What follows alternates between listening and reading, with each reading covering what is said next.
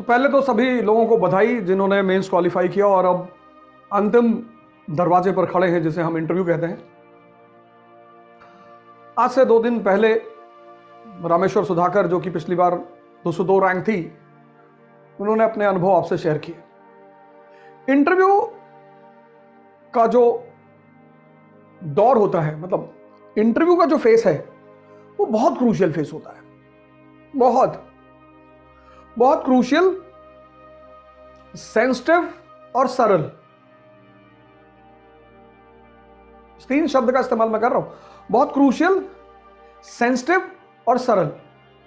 पहली बात जो हर आदमी को अपने दिल में, दिमाग में बैठानी है, वो ये है कि no one is omniscient in this world.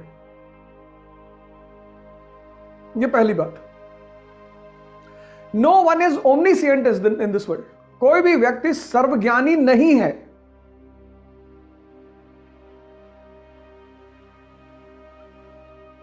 नहीं है। इसका मतलब यह है कि जो इंटरव्यू है आईएएस का, उसका अपना एक कोई दायरा होगा, कोई बॉर्डर होगा, कोई फेंसिंग होगी, और उस फेंस के बीच में वो इंटरव्यू चलता होगा। जैसे एनडीए और सीडीएस का एसएसबी, वो एक अलग चीज है। एसएससी सीजीएल का इंटरव्यू एक अलग चीज है। रेलवे बोर्ड का इंटरव्यू एक अलग चीज है। ऐसे आईएएस का भी इंटरव्यू एक अलग एस्पेक्ट है।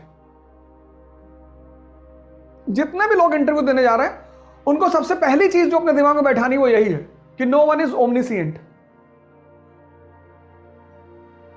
आपने प्री की परीक्षा क्वालिफाई किया, आपने दिखा दिया कि आपकी अच्छी समझ है, आप प्रेशर में अच्छा काम कर लेते हैं। आपने मेंस क्वालिफाई किया, आपने दिखाया कि आपको तत्कालीन जो भारत की इकोनॉमी है, पॉलिटी है, सोसाइटी है, आईआर है, उन सबको आप अच्छी तरह समझते हो। यह बात यूपीएससी को क्लियर हो चुकी है कि आपने प्री क्वालिफाई किया, आपने मेंस क्वालिफाई किया। अब क्या जांच करेगी वो? अब किस चीज की जांच करेगी? अब किस चीज की परीक्षा लेगी?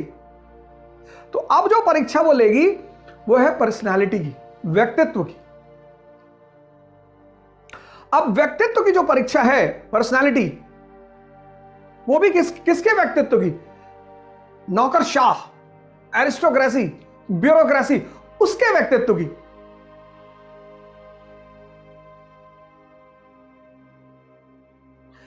आईएएस का इंटरव्यू किसकी परीक्षा? व्यक्तित्व, पर्सनालिटी। किसका पर्सनालिटी?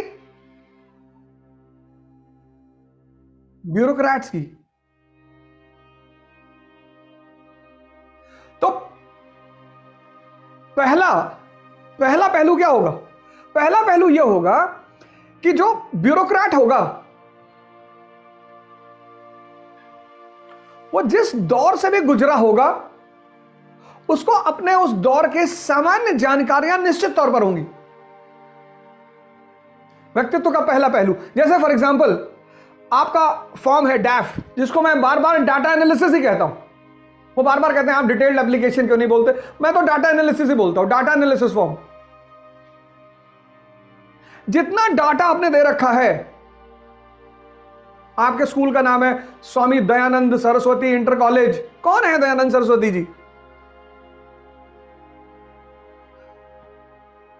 12 साल 14 साल आप एक स्कूल में पढ़े, वो आपके स्कूल का नाम था, और आपको स्वामी दयानंद सरस्वती जी के बारे में कुछ पता ही नहीं। क्या भूमिका है उनकी भारत के आधुनिक इतिहास में?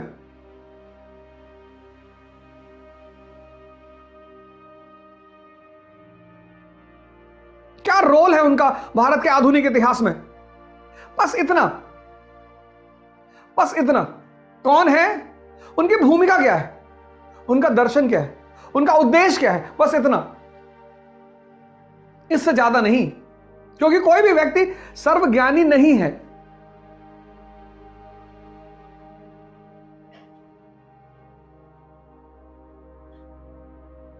यह तो व्यक्तित्व का पहला पहलू हुआ।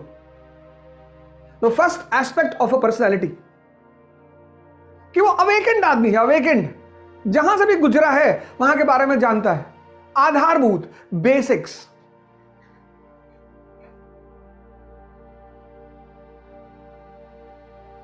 ये ब्यूरोक्रेट की पर्सनैलिटी का पहला हिस्सा है। इसलिए आप सबसे पहला काम करें कि आपने डैफ में जितनी भी इंफॉर्मेशन दी है, पहली तो वो सारी सही होनी चाहिए। फिर उस इंफॉर्मेशन की आधारभूत आपको जानकारी होनी ही चाहिए। यह पहला पहलू। अवेकन पर्सनालिटी का पहला पहलू, ब्यूरोक्रेट की पर्सनालिटी का पहला पहलू कि उसने कुतुब मीनार देखा तो सिर्फ बिल्डिंग नहीं देखी, उसको पता है कि इसने बनवाया है, उसको पता है इसका स्पेशल फीचर क्या है, क्यों बनवाया था, बस। अब उसमें बालू कहां से आया, पत्थर कहां से आया, यह सब जानने की कोई जरूरत नहीं, लेकिन उसने होश में उस बिल्डिंग को देखा है। वो ऐसा ही नहीं चला गया, ठीक है, कुतुब मीनार देखे फिर एक पत्थर उठाया उस पर लिख दिए पूजा लव्स रवि, इसलिए नहीं गया था वो देखने। ये व्यक्तित्व का पहला पहलू है। अवेकेंड होगा, जागरूक। बड़ी प्यारी चीज है ये इंटरव्यू, व्यक्तित्व का परीक्षण, पर्सनैलिटी टेस्ट। तो अपने डैफ के एक एक पहलू को, एक एक चीज को, उस पर आप होमवर्क करिए, बैठिए, उस पर काम करिए, सारी बेसिक्स को आराम से तैयार करिए, बिना किसी टेंशन लिए। कोई बात नहीं, इंटरव्यू बोर्ड ने अगर आपसे कह दिया कि आर्य समाज की कार्यप्रणाली पिछले 70 साल कैसी रही समझाइए, कोई दिक्कत नहीं है, कोई दिक्कत ही नहीं है। आप अवेकेंड होने चाहिए। विद्वान नहीं भी हैं तो चलेगा, अवेकेंड। दूसरी पर्सनैलिटी जो होगी ब्यूरोक्रेट की, वो होगी रिस्पॉन्सिबल बिहेवियर।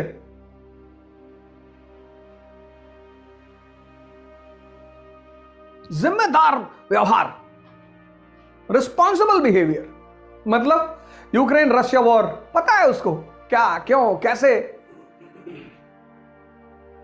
जितनी भी करंट इवेंट्स हैं प्रेजेंट सिचुएशन की, सोसाइटी से रिलेटेड, इंटरनेशनल रिलेशन से रिलेटेड, पॉलिटी से रिलेटेड, इकोनॉमी से रिलेटेड, जितनी भी करंट डेवलपमेंट्स हैं उनकी समुचित जानकारी।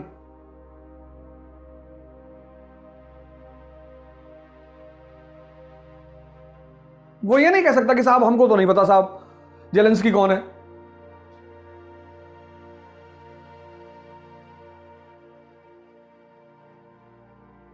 कह नहीं सकता। तो दूसरा ग्राफ वो ये बनाएगा कि जितना करंट इवेंट्स है उसका एक डायरी बनाएगा वो, economy, polity, society, IR, environment, सब जो भी ज्वलंत मुद्दे हैं, इंपॉर्टेंट, बर्निंग, उनको वो बनाएगा। और सिर्फ बनाएगा नहीं, सबसे अच्छा तरीका यह है कि किसी ऐसे व्यक्ति के साथ बैठना, जैसे आपका एनवायरमेंट का टीचर है, एक दिन एनवायरमेंट की क्लास हो गई, एक दिन आपकी पॉलिटी के करंट डेवलपमेंट्स की बात हो गई, एक दिन आपके इकोनॉमी के करंट इवेंट्स की बात हो गई।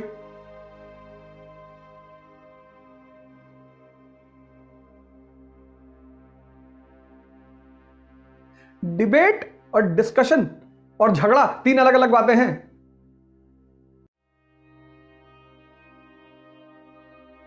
वो आपसे डिस्कस करेंगे, वो आपसे झगड़ा नहीं करेंगे।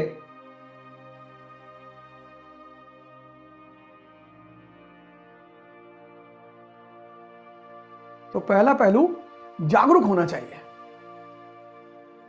दूसरा रिस्पॉन्सिबल बिहेवियर। ऐसा नहीं है कि चारों तरफ आग लगी है, बारिश हो रही है, पता ही नहीं।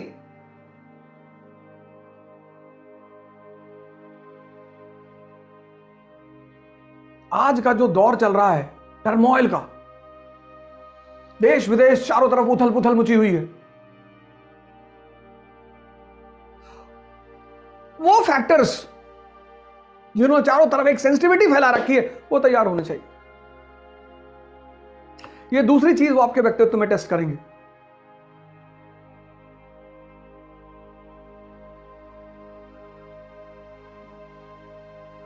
हो सकता है वो आपके एकेडमिक बैकग्राउंड पे चले आए कि आपने एमए किया है फिलॉसफी में, हो सकता है फिलॉसफी आपका ऑप्शनल ना हो,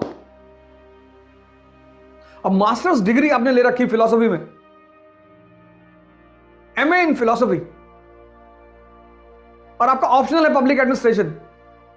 तो जिस आदमी ने मास्टर्स डिग्री ले रखी है, अगर उसको वेस्टर्न और इंडियन फिलॉसफी में फर्क नहीं पता तो खाक एमए किया। दर्शन और फिलॉसफी, इन दोनों शब्दों में अंतर ही नहीं पता।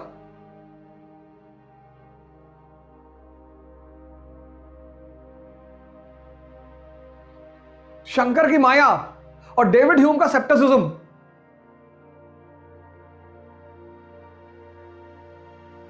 शंकर की माया, माया का सिद्धांत, और डेविड ह्यूम का सेप्टिसिज्म।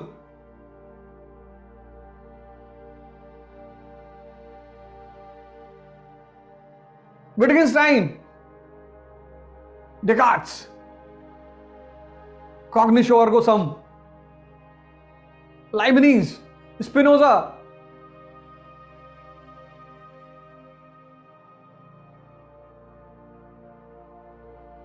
सांख्य, महावीर, बुद्ध, वैशेषिक, मास्टर्स डिग्री। तो एक इन चीजों के बारे में एक कॉन्सेप्ट होना ही चाहिए। मास्टर्स डिग्री है आपकी, मास्टर्स, और डीप में जाने की कोई जरूरत नहीं है, लेकिन आपकी मास्टर्स डिग्री है तो एक बेसिक इंफॉर्मेशन इन सब चीजों पे होनी ही चाहिए कि आपने पढ़ाई की। तो पहली चीज, आपके अंदर अवेकनिंग है, आप अवेकेंड इस किस्म के इंसान हैं। आप किसी चीज को देखते हैं तो उसको जानने की कोशिश भी करते हैं, नहीं तो आप एसएसपी हैं, एयरपोर्ट पे खड़े हैं, सामने बैग रखा, आप देख ही रहे हैं, पता लगा आधे घंटे बाद दब गया। आप जानने की कोशिश भी कर रहे हैं कि ये किसका बैग है।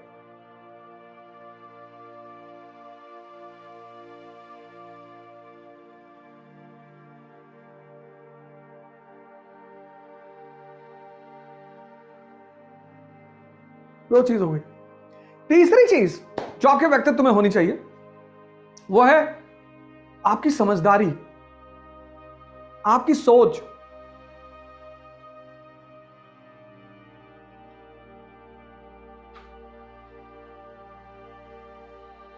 और वो चीज निकल कर आएगी ओपिनियन बेस्ड सवालों पे। बड़े प्यारे सवाल होते हैं, इन पे तो इनकार किया ही नहीं जा सकता। उन्होंने आपसे पूछ लिया विटगेन्स्टाइन के बारे में, आपने कहा साहब इस वक्त तो साहब सर याद नहीं है sir, I am unable to recall sir, but I find out sir. और ओपिनियन बेस्ड जो क्वेश्चन होते हैं, ओपिनियन,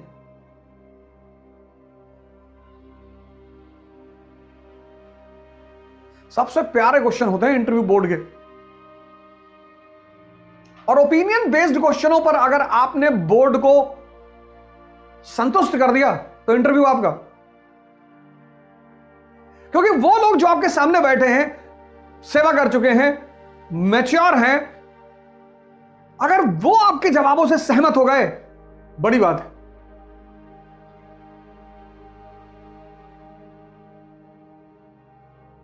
और व्यक्तित्व का सबसे बड़ा हिस्सा, अब जैसे उस वही बात चल रही है समझदारी और सोच की, ओपिनियन बेस्ड क्वेश्चन की, बड़े सारे मुद्दे हैं। यूनिफॉर्म सिविल कोड आ रहा है, आपको क्या मतलब है, लगना चाहिए? आपकी क्या राय है?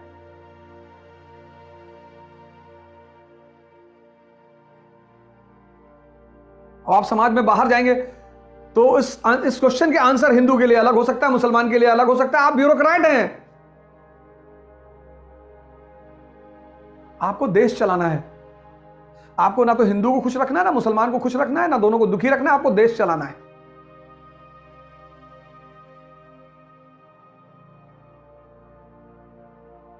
Opinion based questions. तो पहला टेस्ट व्यक्तित्व का होता है। व्यक्तित्व का जो टेस्ट है उसमें पहला टेस्ट होता है किसका? अवेयरनेस का, अवेकनिंग का। दूसरा टेस्ट रिस्पॉन्सिबिलिटी का, रिस्पॉन्सिबल बिहेवियर का। तीसरा टेस्ट समझ का, सोच का। और चौथा व्यक्तित्व का एक बड़ा अहम पहलू, किसी के सामने कुछ कंडीशन क्रिएट कर दो, सिचुएशन क्रिएट कर दो, और फिर देखो कि वो सिचुएशन से कैसे बाहर निकलता है।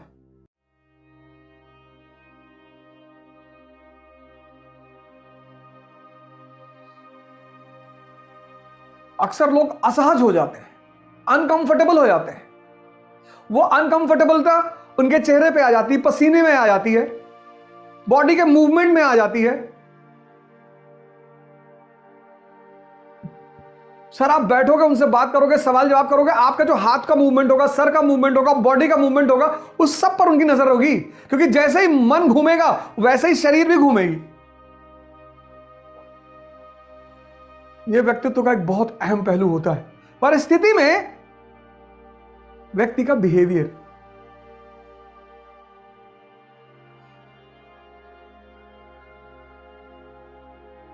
ये 4 पहलू हैं व्यक्तित्व के, जिनका आपका जांच होगा। टेंशन की कोई दिक्कत नहीं, परेशान होने की कोई जरूरत नहीं, आप कोई जरूरत नहीं। एक लाइन दिमाग में रखनी है, no one is omniscient in this world, लेकिन इन 4 चीजों पर नजर रखनी है, इसको चेक करना है। अगर कहीं थोड़ा सा 19-20 है तो उसको इंप्रूव करना है, क्योंकि ऐसा तो होगा ही नहीं कि आपके अंदर कुछ ना हो। आपने मेंस क्वालिफाई किया, आप बहुत धनी आदमी।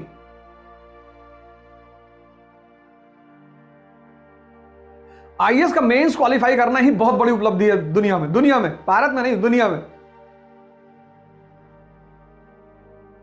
और पहली बार इकरा इंटरव्यू गाइडेंस का प्रोग्राम करने जा रही है। अब इस गाइडेंस प्रोग्राम में हमारी आपसे मुलाकात होगी, पर्सनालिटी को लेकर, व्यक्तित्व के इन 4 पहलुओं को चेक को लेकर। मॉक इंटरव्यूज होंगे by retired IAS officers, senior faculties. फिर interaction, 1-to-1 interaction with serving officers, जो अभी पिछले 1-2 साल में सेलेक्ट हुए हैं और जॉब कर रहे हैं, सर्व कर रहे हैं, उनसे आपका इंटरैक्शन। तो पर्सनालिटी को लेकर आपकी मुलाकात हमसे होगी। मॉक इंटरव्यूज में आपको सीनियर ऑफिसर्स मिलेंगे, रिटायर्ड ऑफिसर्स मिलेंगे, सीनियर फैकल्टीज मिलेंगी, और इंटरैक्शन में आपको मिलेंगे सर्विंग ऑफिसर्स। पुणे में इसकी पहली डेट है 28 दिसंबर 2022। ये 28 दिसंबर पुणे में इकरा के ऑफिस पे 28 दिसंबर 2022 को इसका सेशन होगा। मैं आपको पुणे में मिलूंगा 28 दिसंबर को। दिल्ली में 22 and 29 January, JP Siddharth hotel Delhi. पहला सेशन होगा 22, 29 जनवरी 2023। फिर दूसरा सेशन होगा 12 एंड 19 फरवरी 2023, जेपी सिद्धार्थ, वो पूसा रोड पे होटल है जेपी सिद्धार्थ। तो 28 दिसंबर पुणे में सेशन होगा पहला। फिर 22 जनवरी, 29 जनवरी दिल्ली में सेशन होगा, जेपी सिद्धार्थ पूसा रोड। 12 और 19 फरवरी जेपी सिद्धार्थ दिल्ली में सेशन होगा।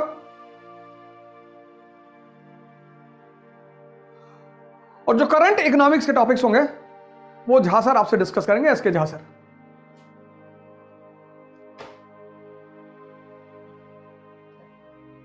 तो आशा करता हूं हमारी सबकी मुलाकात होगी पुणे में भी और दिल्ली में,